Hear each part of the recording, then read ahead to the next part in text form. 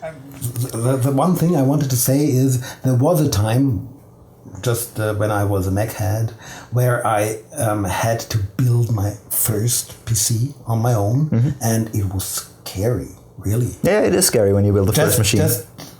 I didn't realize that it is okay to just touch all these electronic things inside of the box. Yeah. Because with Apple, I didn't have to, especially back then. But I did it. And it was a pain, and I had to ask a lot of people, and I needed a lot of help, but it worked. And in 2000, I built my first PC alone. Nice. And that was good.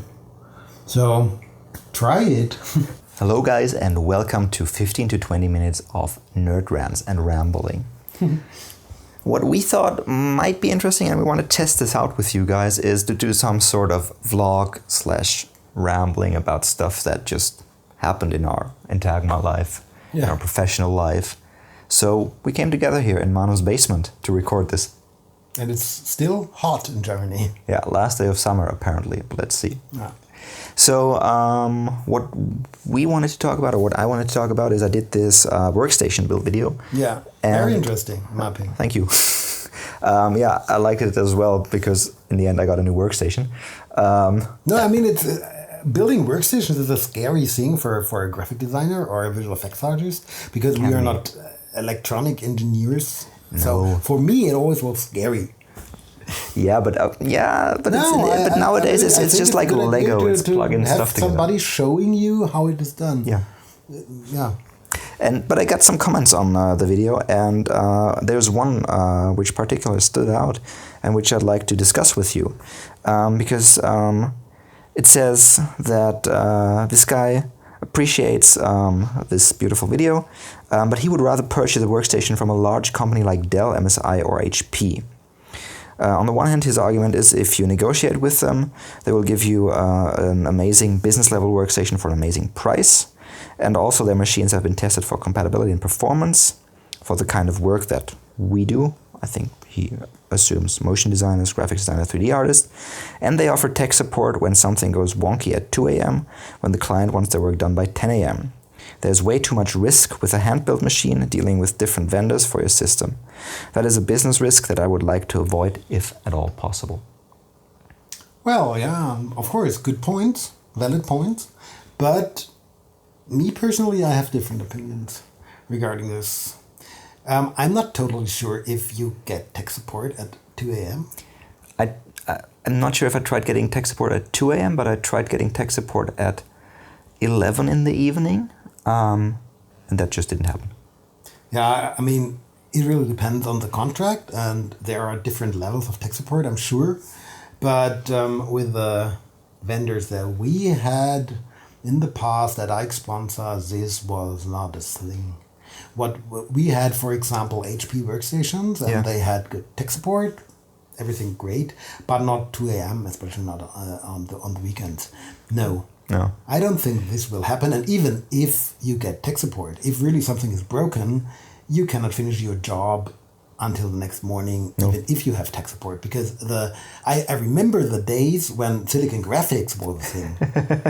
when really somebody in a van arrived with a new graphics board like this and ran into the office, changed the graphics board, and the Silicon Graphics workstation worked again. But it's crazy. We are talking $50,000 dollar computers. Madness. So that was something different. Yeah. No, I don't think so. And regarding the testing, I'm not too sure. I'm totally sure that the components and drivers are tested, that everything works, and this usually is the case, but they are not optimized on very demanding work like 3D. I think it's hard to find something that is really optimized for 3D because it's just a niche thing. Yeah, it's a very niche thing. So, I think you can find hardware that is optimized for it, and I think you can find them at these big vendors that the guy mentions. Of course, but you pay the price. Yeah, and it's server hardware. Absolutely, so you get that, but you pay the price. Yeah, it's server hardware. And we had that back in the day. We tried everything. We used to buy Mac Pros. Mm-hmm. When Mac had these the cheese graters design, because it was great hardware for a good price back then. And we ran Windows on them, but they were very reliable and they were just great. Then we had HP, then we had CAD Networks, which is a German manufacturer that does custom workstation builds. And we have a lot of self-made or self-build Machines, computers. And I think I can compare, and I don't see a difference in reliability or in components being working together better or worse. Really not. No, as far as I can remember at Xbox, I've seen all types of workstations fail and all types of workstations work. Yeah, absolutely. I've seen bad hardware fails on any type, depending if it's a big vendor, if it's a medium-sized vendor, or if it's a DIY thing.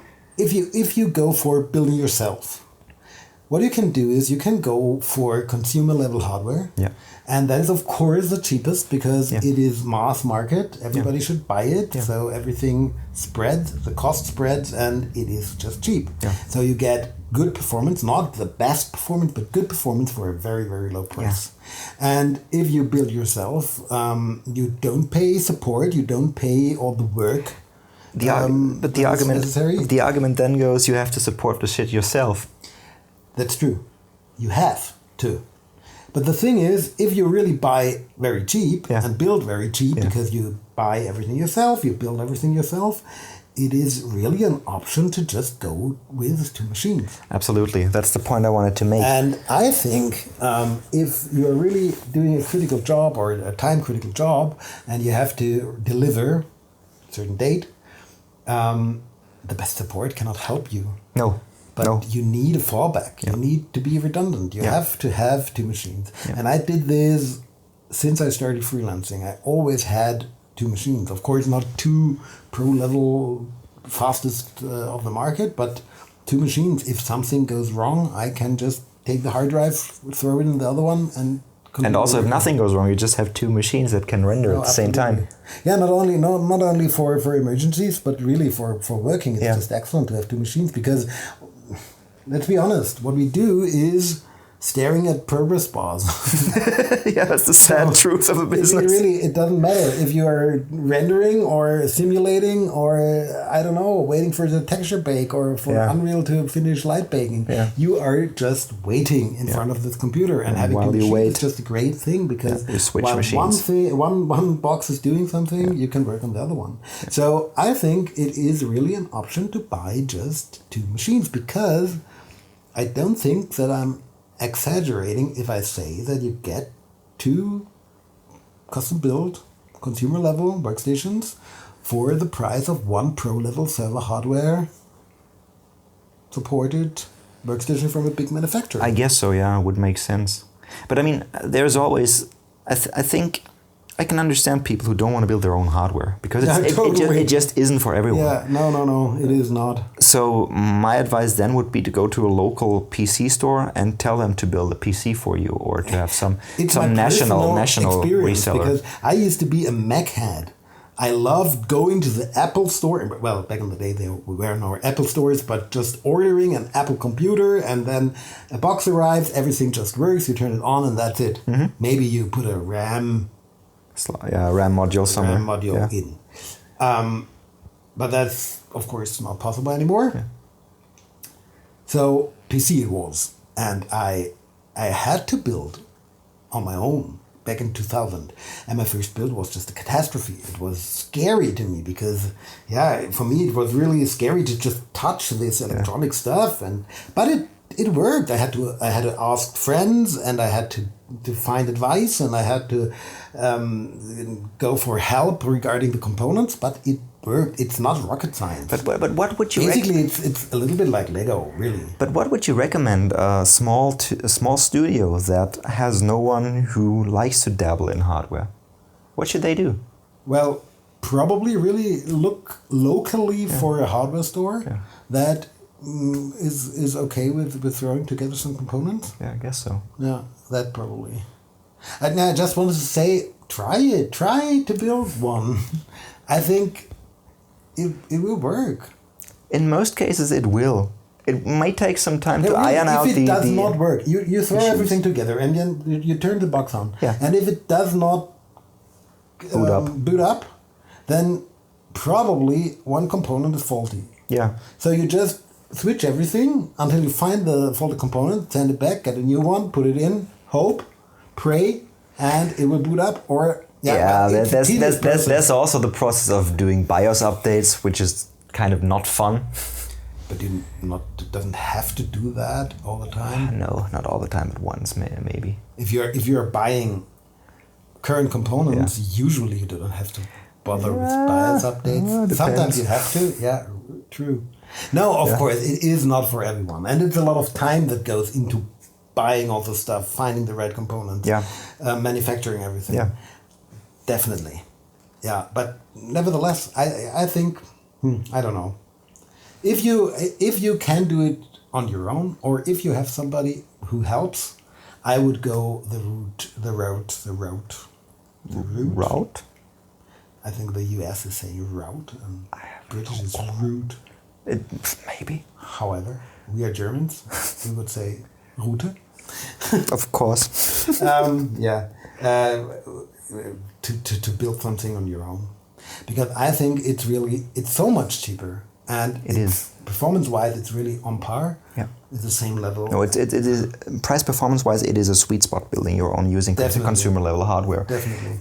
But I think the biggest takeaway from discussing this is to have a fallback plan and to be kind of fail-safe if some of your equipment fails or some of your workflow fails. I mean, it's the same thing that I saw when I worked as a photographer's assistant.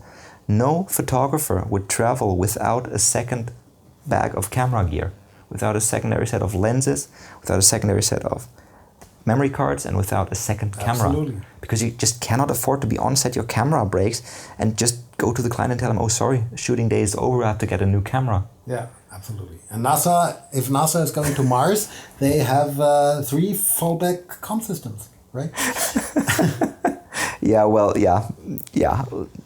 It's because we want to go to Mars. There is one more thing that comes to my mind regarding building your own hardware, and that is everybody's doing GPU rendering today. Yeah. Of course. Or most guys. Because it's just fast and it gives you... At least, let's put it that way. Most guys in motion graphics. Exactly. But even if you're trying to go for visual effects on your own, if you're doing a reel or some sort of demo piece... you cannot wait for a mantra on the CPU with one or two. It's just not an option. Not a good idea. No. So without a farm, GPU rendering is your best option. Yeah. And it is a nice option because it is just fast and the renderers get better and better, be it Octane or Redshift. Yeah. But if you use one of these, or even Cycles in Blender, which is free and uses all the GPUs in your box, whenever you want to use a GPU renderer, it's very beneficial to have as many GPUs in your computer as possible. Yeah.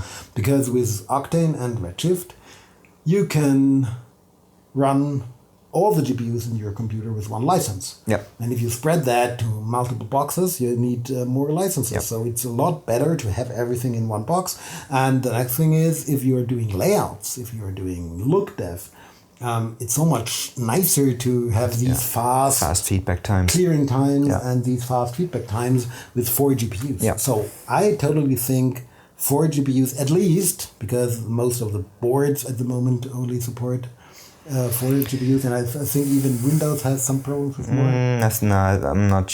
I think Windows isn't the issue anymore with most boards. The issue mainly is mechanical layout. You get some boards which have 6 or 7 PCIe slots that can accommodate a card, but however they're only spaced 1 slot apart. Yeah. So you have to get single slot card. And it does work when you do custom water cooling. So you put a copper plate on the card. Then it really gets expensive and complicated. Yeah, and you have to service the whole thing. And that's probably for not a bit. Yeah, totally. That make building their own hardware a hobby. Yeah. And this is one of the obsessions that some of the hardware guys out there have, and which I find totally nuts, is the obsession for custom water cools. Yeah. The obsession for LEDs in every imaginable color. Lighting, very important, and building everything inside of the aquarium. Having windows in your PC. What's the damn point of that? Because you're proud of what you have built. But hardware looks shitty. Let's admit it. Hardware does not look good. It's about your build. It's about your build. You did that. It's, look, Mom, what I did. No hands. But I don't want to have a blinking, glowing hammer made out of glass if I want to put in nails into a wall. Yeah, you're right, but I totally get it. I don't. I so don't. But why would you? I mean, cases in any other color than black or dark gray. What about white? Yeah, why would you? Because white is just nice. Looks so apple-like. Well, that's really up to you guys. So if you're really going the dark road that leads to custom-built hardware, I think it's totally up to you if you put windows in your box or not. Or even LED lights. Yeah, and etch some weird logo on the side of and it. And the cooler fans. The cooler fans need LED lights, definitely. And I think there are custom components to control all these lights. Oh, yeah. Make light shows. Yeah, you can change the hue depending on if an email arrives or what your processor temperature is. Because do you remember when computers had a turbo button on the front? Yeah, I'm actually this old. Yeah, that was nice. And that's not there anymore. So you have to replace it that was just crappy. For that was just crappy. The turbo button was just there to halve your speed. Because double your speed. Yeah, but why? Yeah, but everyone just left it in. So what's the point of the turbo button when you only needed to halve the speed for some ancient piece of shitty software that was just not built to run properly on your system? Seriously. No, that's true. But yeah, Windows or not. No Windows, no. I mean Windows, of course, or Linux. But operating system, yeah. Windows or not, try to build your own hardware. Put 4 GPUs in, use GPU rendering, and but again, do not build your first piece of hardware if you're dependent on this thing working by tomorrow. No, absolutely. That's the thing about fallback that we've been talking about. No. Now, it's just that I wanted to say that I'm not aware of these big manufacturers selling 4 GPU workstations. There are some offerings of smaller shops, but they are very expensive, and it's always a special case thing. I think you will get servers from the big vendors that accommodate not only 4, but sometimes even 8 GPUs. Really? I think that's what NVIDIA builds their iRay VCAs off. Yeah, of course, but that's what are they called, expensive. And they're extremely loud. You seriously need hearing protection when you stand next to one booting up. It whines. That is not an option.